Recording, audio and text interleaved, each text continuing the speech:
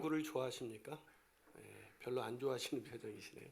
제가 아마 야구를 했으면 제2의 유현진이 되지 않았을까 이런 생각을 합니다. 아멘 하는 걸로 한번 하겠습니다. 올해 6월 1일 LA 다저스 스타디움에서 열린 야구 경기에서 유현진 선수가 마운드에 올라서 6회까지 무려 10안타를 맞았습니다. 이 야구를 좀 아시는 분들은 아시겠지만 6회까지 10안타를 맞았다는 것은 권투로 말하면 그로키 상태에 이른 것입니다. 이길 가능성은 전혀 없는 것이죠. 이제 언제 완전히 정말 게임 아웃이 되는가 그것만 기다리게 되는 것이죠. 근데 놀랍게도 이 선수, 우리 유현진 선수가 그때 승리를 거머쥐게 됩니다. 왜 그랬을까요? 실점을 2점밖에 하지 않은 거예요. 왜 실점을 2점밖에 하지 않았는가? 이거에 대해서 매티니 감독은 바로 그 유현진 선수가 언제나 위기일 때 벗어나는 능력이 탁월하기 때문이다라고 말합니다. 다시 말해서 위기 관리 능력이 그런 많은 안타를 맞았음에도 불구하고 그를 승리 투수로 만들었다라는 이야기죠. 인생을 살면서 가장 보편적인 현상 가운데 하나는 우리가 위기를 만나게 된다는 것입니다. 살아오면서 위기를 만나지 않은 사람은 별로 없습니다. 그러게 우리 인생에서 위기를 만나느냐 아니냐라는 것은 별로 그렇게 중요한 질문이 아닙니다. 더 중요한 질문은 우리가 이 위기를 어떻게 극복할 것인가 라는 질문이 훨씬 더 중요한 질문이죠. 이 잔 맥스웰 몰치라는 사람이 맥스웰 몰치의 성공의 법칙에서 이렇게 말합니다. 위기 상황은 우리를 성공으로 이끌 수도 있고 파멸로 이끌 수도 있다. 위기 자체가 문제가 되는 것은 아니라는 것이죠. 오늘 본문에는 큰 위기를 만난 바울의 모습이 소개되어 있습니다. 유대인들의 오해를 풀고 그들에게 자신이 만난 예수님을 증거하기 위해서 간증을 했는데 그 간증을 듣던 유대인들이 폭도로 변하면서 죽이려고 하자 이를 잘못 판단한 천부장이 바울을 잡아서 체포해서 채찍질을 가하면서 신문하라고 지시했기 때문입니다. 말씀드린 것처럼 그 당시 채찍은 그냥 가벼운 채찍이 아니라 날카로운 동물의 뼈나 그런 이빨이나 아니면 금속 같은 것으로 되어 있기 때문에 그 채찍에 맞아서는 죽을 수도 있는 그런 처지에 처해지고 만 것입니다. 다시 말해서 바울은 이제 자신의 운명이 끝날 수도 있는 그런 위기에 봉착한 것입니다. 하지만 놀랍게도 바울은 이 위기를 벗어나 새로운 기회를 맞이하고 있음을 오늘 본문 30절이 소개하고 있습니다. 자, 오늘 본문 30절을 다시 한번 같이 읽어볼까요? 자, 있습니다. 시작. 이튿날 천부장은 유대인들이 무슨 일로 그를 고발하는지 진상을 알고자 하여 그 결박을 풀고 명하여 제사장들과 온 공회를 모으고 바울을 데리고 내려가서 그들 앞에 세우. 자, 바울에게 무엇이 풀렸다고요? 결박이 풀렸다. 아니 그뿐이 아닙니다. 결박이 풀렸을 뿐만 아니라 바울이 전에 자신이 소속해 있었던 유대인들의 공회, 즉 사내들인 공회 의원들 앞에서 자신의 신앙을 다시 한번 간증할 수 있는 그런 기회를 얻게 된 것입니다. 사랑하는 여러분, 혹시 이 한 해를 마감하는 이 시점에 여러분 혹시 위기 가운데 계신 분이 계십니까? 아니 내년에 어떻게 될지 알지 못해서 다가오는 그 떨리는 그런 두려움 가운데 그런 위기의식 속에 그렇게 오늘 하루를 보내고 계신 분들이 계십니까? 저는 바울이 그 위기 속에서 오히려 파멸하지 않고 새로운 기회를 맞이한 것처럼 저는 저와 여러분이 이 위기를 잘 극복하고 새로운 기회를 맞게 되게 되시기를 주님의 이름으로 축원합니다. 자, 그렇다면 우리가 어떻게 인생에서 만나는 위기를 돌파할 수가 있을까요? 극복할 수가 있을까요? 첫 번째 비결은 위기를 두려워하지 말고 용기를 내야 한다는 것입니다. 위기를 두려워하지 말고 용기를 내야 합니다. 딜로이트 컨설팅 코리아의 대표인 김경준 씨가 위기를 지배하라는 책에서 이렇게 말합니다. 리더의 용기와 투지는 위기 극복의 출발점입니다. 무슨 말입니까? 우리가 위기를 극복하기 위한 첫 번째 단계가 뭐라고요? 용기와 투지를 갖는 것. 그런데 문제는 우리가 이 용기와 투지를 갖는다는 것이 결코 쉬운 일은 아니라는 것입니다. 국내 대표적인 창의력 컨설턴트로 알려진 박종아 씨가 그의 책 틀을 깨라는 책에서 이런 이야기를 들려주지 않습니까? 어떤 사람이 길을 가는데 재난과 두려움을 만났습니다. 그래서 사람이 물었죠. 제나나 너 어디 가니? 제나나 꼭 이나나 뭐 이러는 것 같아. 제나나 너 어디 가니? 그래서 제나니 나 지금 사람 1만 명을 죽이러 가는 길이야. 그러자 이 사람이 끔찍하다. 어떻게 너 혼자 그렇게 많은 사람을 죽여? 그러자 제난이 이렇게 대답했다고 합니다. 아니 나는 100명밖에 못 죽여. 나머지는 두려움이 죽일 거야. 사는 여러분, 우리 인생에서 두려움을 벗어난다는 것이 얼마나 어려운지 사람들은 어떤 위기와 재난 때문에 무너지는 것이 아니라 그 위기와 재난이 몰려온다는 그 소식을 듣고 두려움에 빠져서 인생을 망가뜨리는 것입니다. 하물며 오늘 본문에 있는 바울은 두렵지 않았을까요? 오늘 본문 속에서 가만히 살펴보면 바울이 두려워했다거나 바울이 너무나 떨려서 어찌할 수 없었다 이런 표현은 기록되어 있지 않습니다. 그렇다면 바울은 정말로 두려운 감정이 전혀 일어나지 않는 그런 강심장을 가진 사람이었을까? 아니요, 바울도 분명히 두려운 감정이 일어났을 것입니다. 여러분, 명량이라는 영화로 우리에게 더 잘 알려주고 최근 우리나라와의 위기 속에서 위기 극복의 리더십의 표상으로 우리에게 다가온 우리의 선조 중에 바로 이순신 장군이 회자되고 있습니다. 이 이순신 장군이 그런 정말 배 12척을 가지고 명량해전에서 무려 적군 130척이나 되는 그런 적들, 그 배를 소유한 적들과 싸워서 이기지 않았습니까? 그때 남긴 아주 유명한 한마디, 신에게는 아직 12척의 배가 남아 있습니다. 자, 우리 옆 사람에게 한번 인사해 볼까요? 신에게는 아직 12척의 배가 남아 있습니다. 시작.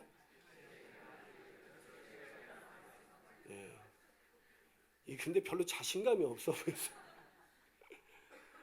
그런데 이 이순신 장군이 그런 정말 절대절명의 위기, 말도 안 되는 그런 위기, 게임 싸워 보나 마나 하는 그 위기 속에서 그런 긍정적인 태도를, 그런 담대한 태도를 가진 이순신 장군이 아니었겠습니까? 그런데 이 이순신 장군도 얼마나 두려웠는지 당시 이순신 장군에 대해 김훈이라는 사람이 칼의 노래라는 책에서 이렇게 말합니다. 그때 이순신 장군의 심정이에요.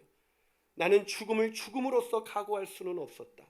나는 각오되지 않은 죽음이 두려웠다. 나는 고쳤습니다. 나는 내 생물적 목숨의 끝장이 결국 두려웠다. 그렇게 담대하고 그런 위대했던 이순신 장군도 사실은 두려움에 떨고 있었다는 거예요. 하물며 오늘 본문에서 바울이 이제 채찍에 맞아 죽을 수도 있는 그 상황 속에서 어떻게 두렵지 않을 수가 있었겠습니까? 한번 지구촌교회에 있을 때 한 거구의 운동선수하고 한번 병원에서 마주친 적이 있었는데 그분이 굉장히 두려워 떨고 있는 거예요. 왜요? 뭐가 상태가 안 좋대요. 그랬더니 저 주사 맞아야 돼요. 그러더라고요. 그 거구의 운동선수가. 사랑 여러분, 아픔이 가해지는 것도 두려운데 지금 그 아픔의 채찍에 자기가 얼마를 맞을지도 모르는 그 채찍에 맞아 죽을 수도 있는 그 상황 속에서 바울이 어떻게 두려워하지 않을 수가 있었겠습니까? 하지만 성경은 바울이 두려워했다고 기록하고 있지 않습니다. 왜요? 바울은 두려운 감정에는 사로잡혔지만 두려운 감정 때문에 자신이 걸어야 하는 그 길을 포기하지는 않았기 때문입니다. 여러분, 착각하지 마십시오. 위기 속에서 두려워하지 않고 용기를 갖는다는 것은 내가 두려운 감정이 사라진다는 것을 의미하는 것이 아닙니다. 용기라는 것은 유영만 씨가 이렇게 소개하고 있습니다. 그의 책 용기에서 용기란 건너야 할 외나무 다리를 회피하지 않는 것, 그것이 곧 용기입니다. 용기가 무엇이라고요? 용기라는 건 두려운 감정이 사라지는 것이 아니라 두려운 감정에도 불구하고 내가 걸어야 한 그 길을 끝까지 걸어가는 것, 그것이 바로 용기라는 것입니다. 사랑하는 여러분, 내년에 다가오는 그 위기 때문에 두려운 감정이 여러분 마음가운데 밀려오고 계십니까? 하지만 두려워하지 말고 용기를 내십시오. 두려운 감정에도 불구하고 여러분이 걸어야 할 그 길을 걸어가십시오. 그 길의 끝에서 위기를 극복하게 하시는 하나님의 능력을 경험하게 될 것입니다. 한 발 더 나가서 우리가 어떻게 위기를 극복할 수가 있을까요? 그 두 번째 비결은 위기를 극복할 수 있는 대안을 찾아야 한다는 것입니다.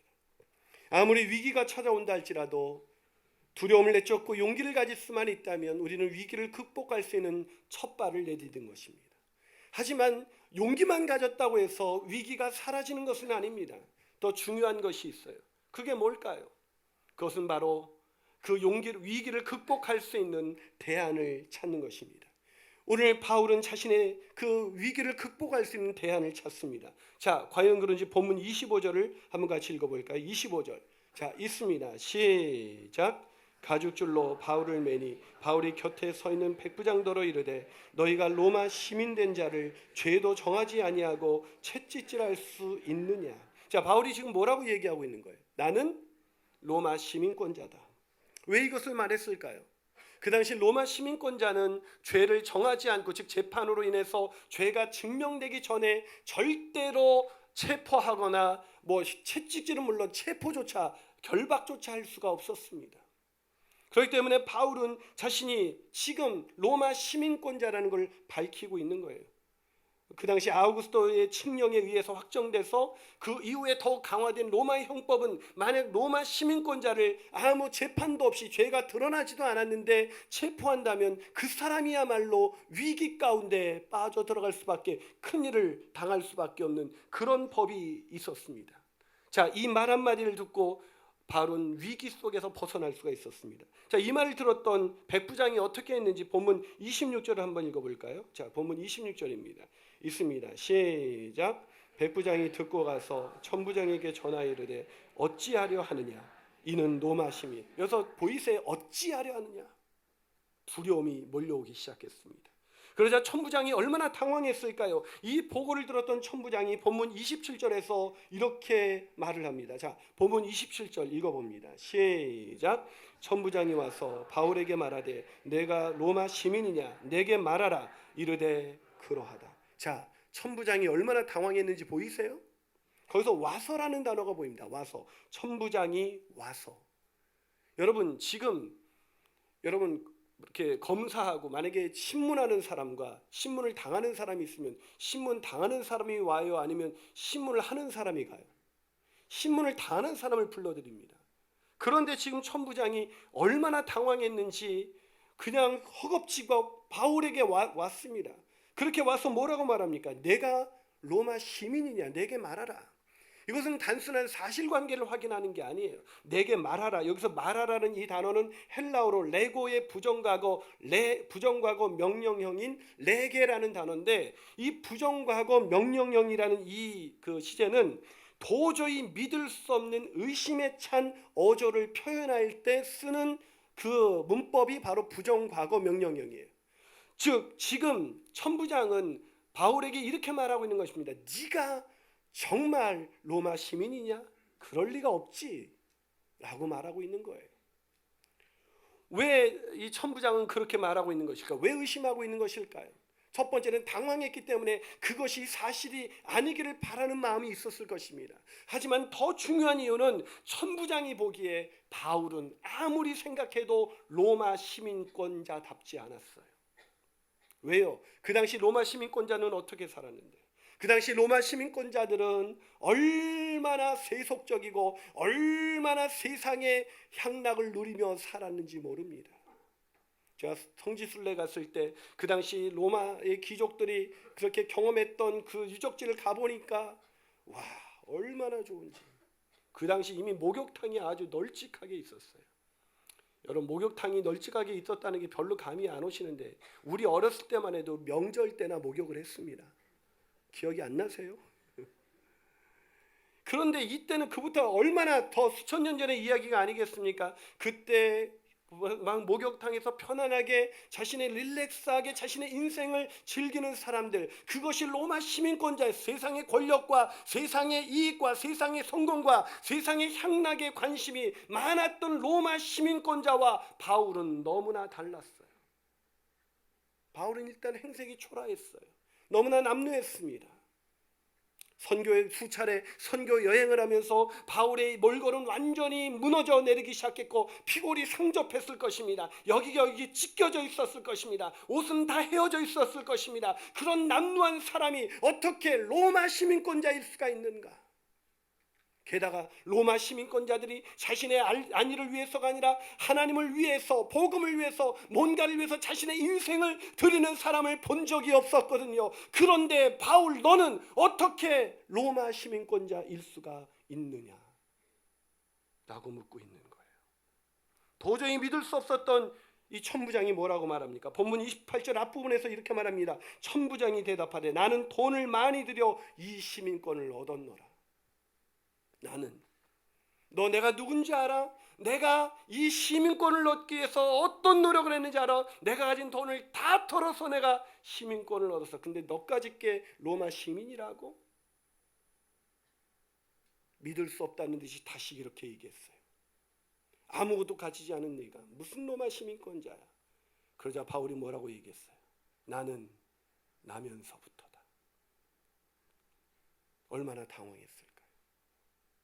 초라한 행색을 가진 사람, 아니 그 당시에 있는 모든 로마 시민권자들이 살아가고 있는 라이프 스타일과는 전혀 다른 인생의 길을 걷고 있는 그 바울을 보면서 그가 나면서부터 로마 시민권자라는 것이 이 천부장에게 얼마나 놀라운 충격이었을까요?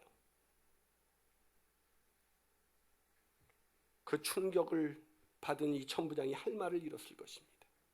아니 천부장과 함께 있었던 모든 로마 병사들도, 로마 군인들도 결국 할 말을 잃어버렸을 것입니다.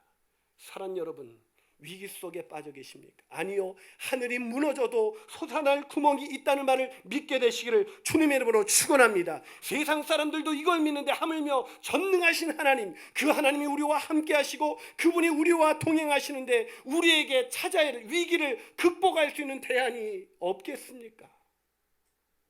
무지개 원리에서 차동엽 씨는 이렇게 말합니다. 비관론자는 매번 기회가 찾아와도 고난만 본다. 그러나 낙관론자는 매번 고난이 찾아와도 기회를 본다. 전 이 말을 이렇게 바꾸고 싶습니다. 그리스도인은 매번 고난과 위기가 찾아와도 기회를 본다. 이것이 저와 여러분의 고백이 되시기를 주님의 이름으로 축원합니다. 마지막으로 우리가 어떻게 위기를 극복할 수가 있을까요? 위기 극복의 세 번째 비결은 위기를 사명을 이루는 기회로 만드시는 하나님을 신뢰해야 합니다. 위기를 뭐로 만드신다고요? 사명을 이루는 기회로 만드시는 하나님. 오늘 본문도 지난 본문과 같게 아주 재미가 있습니다. 여러분 오늘 본문에 보면 처음엔 누가 위기를 만났어요? 바울입니다. 그런데 본문 끝에서는 누가 위기를 당하고 있습니까? 천부장입니다. 천부장이 위기 당한 모습을 본문 29절은 이렇게 소개하고 있습니다. 자, 본문 29절을 한번 읽으시겠습니까? 자, 있습니다. 시작. 신문하려던 사람들이 곧 그에게서 물러가고 천부장도 그가 로마 시민인 줄 알고 또 그 결박한 것 때문에 두려워하니라. 두려움이 없을 것 같은 권세자 천부장이 두려워하고 있습니다. 여러분, 한때 잘 나가다가 큰 위기에 빠지는 사람들의 공통점이 있어요. 그게 뭔지 아세요? 잘 나갈 것만 같은 사람이 더 큰 위기에 빠집니다. 왠지 아세요? 그런 사람들의 공통점, 그것은 권력을 의지했다는 것입니다. 권력을 의지하는 사람들의 공통점은 그 권력을 의지하다가 더 큰 위기에 빠진다는 것입니다. 아, 목사님 권력 좋은 거 아닙니까? 좋은 거죠. 베버는 이렇게 말합니다. 권력에 대해서 권력이라는 사회적 관계에서 한 행위자의 저항에도 불구하고 자신의 의지를 관철시킬 수 있는 위치에 있게 되는 확률이다. 무슨 말이에요? 쉽게 말하면 권력을 가지면 내 뜻에 저항하는 사람이 있다 할지라도 내가 원하는 것을 그대로 이룰 수 있게 하는 능력이라는 거예요. 그 힘이라는 거예요. 그러니 권력을 사람들이 갖기를 얼마나 좋아하는지 모릅니다. 권력이라는 것이 얼마나 좋은지. 오늘날 황금 만든주의 시대 속에서 왜 우리가 좋은 대학에 가고 왜 좋은 직장에 가고 왜 승진하려고 그러고 왜 더 높이 올라가려고 하고 왜 우리는 계속해서 그걸 꿈꾸고 살아가고 있습니까? 그것은 힘이 권력이 좋다는 것을 우리가 믿고 살고 있기 때문이에요. 그러나 기억하십시오. 높이 올라갈수록 떨어질 때의 충격은 큰 것입니다. 어쩌면 높이 올라가는 것이 축복이 아니라 낮은 길을 걸어가도 그 길에 주님과 동행하면서 걸어가는 사람이야말로 축복된 인생의 길을 걷는 것이 아닐까요? 그런데도 사람들은 높아지기를 원해요. 얼마나 황금만능주의가 우리 사회에 만연해 있는지, 돈 없으면 아무것도 못한다는 생각을 우리가 갖고 있지 않습니까? 제가 아이들한테 한번 가정 예배를 드리면서 세상에서 가장 중요한 게 뭐니라고 물었어요. 저는 하나님이라는 답을 기다렸는데 얘가 하나님과 돈이요 그러더라고요. 제가 얼마나 그때 충격을 받았는지. 어쩌면 얘가 내 삶의 뒷모습 속에서 이 아이는 아빠가 하나님만 신뢰하고 가는 모습을 보지 못한 것은 아닐까? 어쩌면 제가 교육을 하다가 그런 얘기를 했던 것이 기억나요. 너 이렇게 하면 좋은 대학 못 가. 너 그리고 그렇게 되면 좋은 직장에 못 가. 그럼 너 가난하게 살아야 돼. 어쩌면 우리가 자녀들에게 일반적으로 하고 있는 얘기는 아닐까요? 돈이 없으면 아무것도 못하는 세상 속에서 어린아이들도 돈의 위력을 알고 있습니다. 그래서 사람들은 이 힘을 갖기 위해서 정말 부단한 노력을 합니다. 이 서점가에 가보면 어떻게 하면 권력을 얻을 수 있는가에 대한 책이 얼마나 많이 나와 있는지 모릅니다. 그런데 그런 책들이 다 베스트셀러가 됩니다. 그 대표적인 책이 세계적인 권력술의 멘토라고 불리는 로버트 그린의 권력의 법칙이라는 책이에요. 또 사볼까 두렵습니다. 제가 이미 사봤으니까 더 사보지 마세요. 이 권력의 법칙이라는 책을 훑어보니까 거기 두 번째 그 장에서 권력 획득의 방법에 대해서 이야기하고 있어요. 어떻게 권력을 획득할 수가 있는가. 제가 읽어봤더니 거기 이런 내용이 있더라고요. 별다른 노력 없이 성과를 달성한 척하라. 능력 포장의 법칙. 제가 이걸 읽는 순간 내가 그래서 힘이 없구나. 저는 별다른 노력 없이 성과를 달성한 척해야 사람들이 저 사람 능력은 도대체 어디까지야 이래야 되는데 저는 조금만 뭘 달성해도 내가 했다는 걸 얼마나 자랑하고 다니는지. 그러니까 이게 좀 이렇게 안 그런 척 해야 되는데 그러지 못하니까 제가 힘이 없는 거예요. 근데 또 보니까 그 더 재밌는 말이 나와 있다. 또 보니까 상대방보다 멍청하게 보여라. 의심 회피 전략. 제가 이것 때문에 안 되는 거였어요. 제가 좀 멍청하게 보여야 되는데 항상 똑똑한 척하고 막 그렇게 보이니까 여러분이 보기에도 제가 다 똑똑해 보이잖아요, 그렇죠? 예. 그러니까 이 사람들이 견제하고 저 사람들이 힘을 주면 안 돼 막 이러는. 근데 이 권력을 가지려면 이렇게 좀 멍하게 있어야 사람들로 하여금 의심을 버릴 수가 있고 더 큰 힘을 가질 수가 있다는 거예요. 이 책이 얼마나 두꺼운지 무려 680페이지나 되고 가격도 꽤 비쌌습니다. 그런데 그 비싸고 두꺼운 책을 사람들이 얼마나 많이 사는지요. 왜요? 권력에 대한 집착. 권력이 있어야 행복할 수가 있다. 정말 그럴까요? 아니요. 권력은 의지하면 의지할수록 인간을 비참하게 만듭니다. 왜 권력을 의지하면 의지할수록 비참해지는 것일까요? 권력은 영원하지 않거든요. 권력은 순간순간 바뀌기 때문입니다. 권력을 역사상 역사 이래 권력을 영원히 가진 사람을 보신 적이 있나요? 권력은 바뀝니다. 결코 한 사람에게 영원한 권력을 주어진 적은 없었습니다.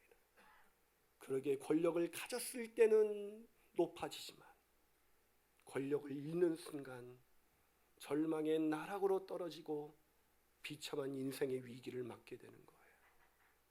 사랑하는 여러분, 권력을 추구하지 마십시오.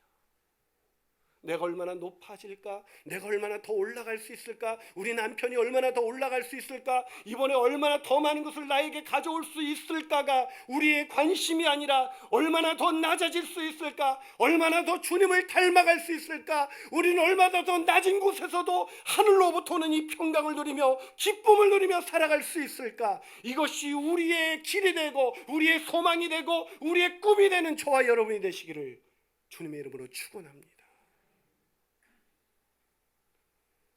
오늘 바울은 권력을 의지하지 않았어요.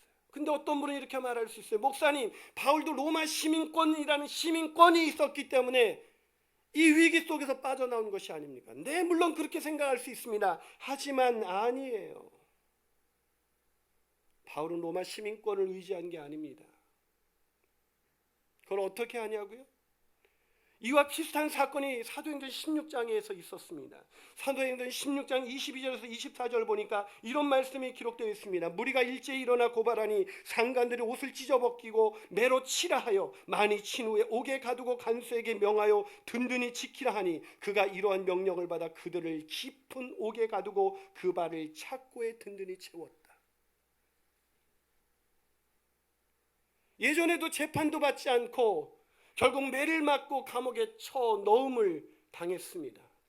그때 바울이 한마디만 했으면 됐어요. 나는 로마 시민권자입니다.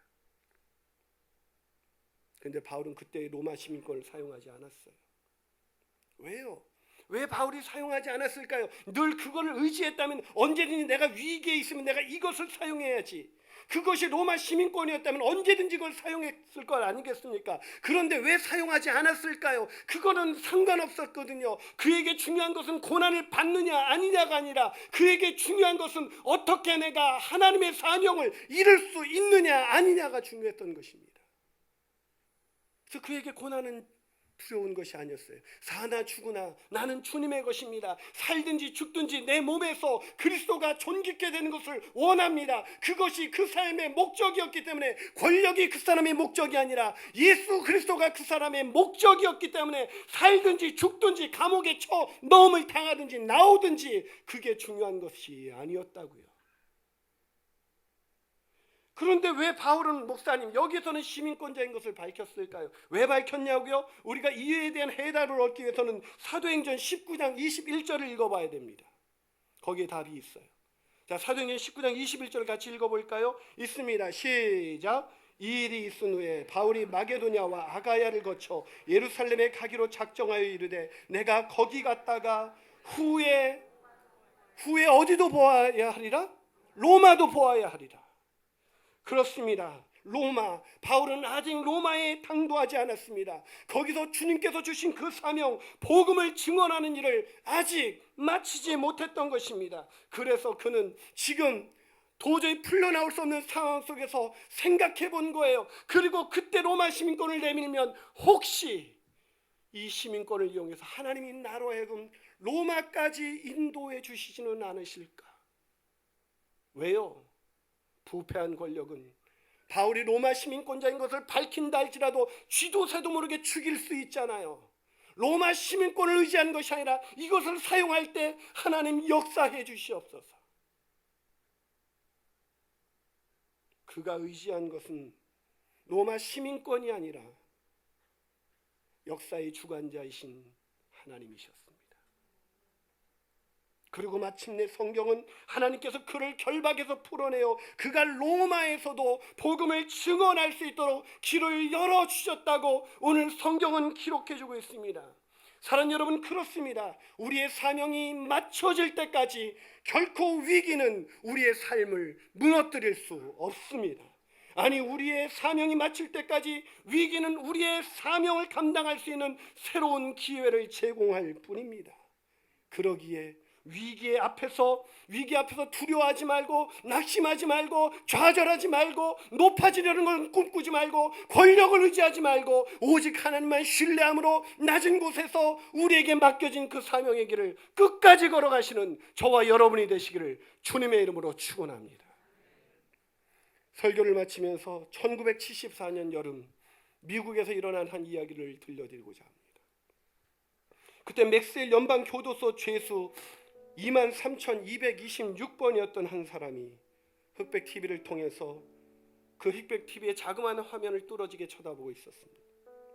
자신이 한평생 자신의 목숨을 걸고 성실하게 보필했던 닉슨 대통령이 사임을 표명하는 장면이었기 때문입니다.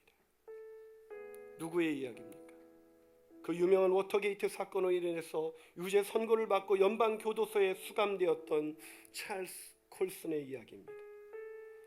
그때의 경험을 찰스 콜슨은 백악관에서 감옥까지라는 그의 자전적 그런 회심 메시지에서 이렇게 소개합니다. 그것은 내 인생의 가장 황폐한 경험 중에 하나였다. 자기가 믿었던 대통령, 자기가 믿었던 권력, 자기가 믿었던 힘, 그것이 허망하게 무너지는 니슨 대통령의 사임의 소식을 그 TV에서 뚫어지게 쳐다보면서 그것은 내 인생의 가장 황폐한 경험 중에 하나였다. 자신이 믿고 있었던 모든 가치와 생각이 무너지는 순간이었습니다. 그러나 그는 이어서 이렇게 고백합니다. 그러나 다른 한편으로 나는 모든 것을 얻은 것이기도 했다. 그때 내 인생은 예수 그리스도를 만났고 예수 그리스도에 의해 극적으로 변화되었기 때문이었다. 그렇습니다. 그는 미국 역사상 가장 큰 정치적 격동의 희생자로 엘라바마 감옥에서 누구보다도 괴로운 인생의 위기를 맞이했습니다. 그의 인생 최대의 위기였습니다. 그가 가진 모든 권력을 잃어버린 순간이었습니다. 그러나 그는 그곳에서 바로 예수 그리스도를 만나서 대통령의 참모에서 이제 하나님의 참모로 쓰임받을 수 있는 인생의 후반전을 멋지게 살아갈 수 있게 된 것입니다. 그는 법원에서 자기의 죄를 판결하는 그 마지막 판결을 들었던 그 법원에서 기소를 당한 그 당시의 마음을 책에서 이렇게 기록합니다. 사망이나 생명이나 천사들이나 권세자들이나 능력이나 예수로부터 우리를 끊을 수 없다. 그렇게 말한 사도 바울, 그 로마에 있는 기독교인들에게 보낸 그 편지가, 그 말이 법정 안에 있는 그 순간보다도 내게 더 소중한 순간은 없었다. 내가 숭배했던, 그러나 지금은 나를 고소하고 있는 권세자들에 대한 강한 분노를 느끼는 그 순간, 나는 하나님의 놀라우신 임재를 동시에 느꼈다. 전적으로 의존할 수 있고 전적으로 돌봐주시는 살아계신 하나님의 임재. 사랑하는 여러분, 위기의 순간, 지금까지 위기를 만나지 않고 잘 걸어오셨다고요? 언제까지 여러분이 위기 없는 인생을 살 수 있다고 생각하십니까?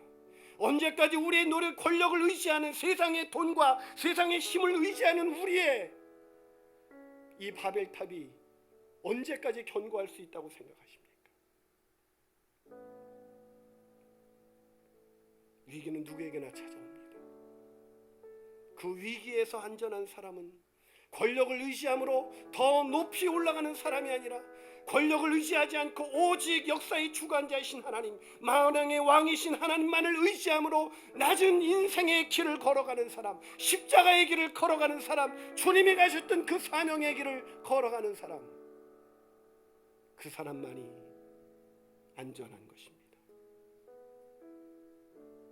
그렇다면 우리에게 남아있는 질문은 한 가지입니다. 이 폭풍 같은 위기 속에서 나는 여전히 하나님을 의지하고 있는가? 기도하시겠습니다.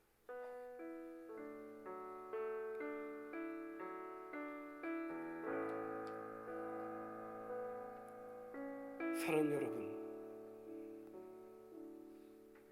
세상이 우리를 버리는 그 순간에 우리와 함께 하시는 하나님, 세상이 우리를 더 이상 쓸모없다고 버리는 그 순간에도 우리를 결코 떠나지 아니하시는 하나님, 그 주님을 의지하는 것만이 우리의 인생을 보장해 줄 수가 있습니다. 권력을 의지하시고 돈의 힘을 의지하고 지위의 힘을 의지하고 세상의 힘을 의지하는 자, 천부장처럼 더 큰 위기를 만나게 될 것입니다. 그러나 인생의 밑바닥을 걸어간다 할지라도 나를 사랑하사 나를 위하여 자기 몸을 아낌없이 버리신 하나님, 그 하나님의 아들 주 예수 그리스도를 의지하는 자, 밑바닥 속에서도 안전할 것입니다. 밑바닥 속에서도 평화가 임할 것입니다. 밑바닥 속에서도 세상이 알 수 없는 기쁨을 누리게 될 것입니다. 그 길을 걸어가는 것, 그것이 우리가 걸어야 할 길인 것입니다. 하나님, 내가 그 길을 걷기를 원합니다. 세상을 의지하는 내 마음을 모두 내려놓기를 원합니다. 오직 나의 힘이 되신 여호와, 나를 사랑하셔서 나를 위해 자기 몸을 아낌없이 버리신 여호와, 그 하나님만 의지하며 나아가기를 원합니다. 찬양하시겠습니다.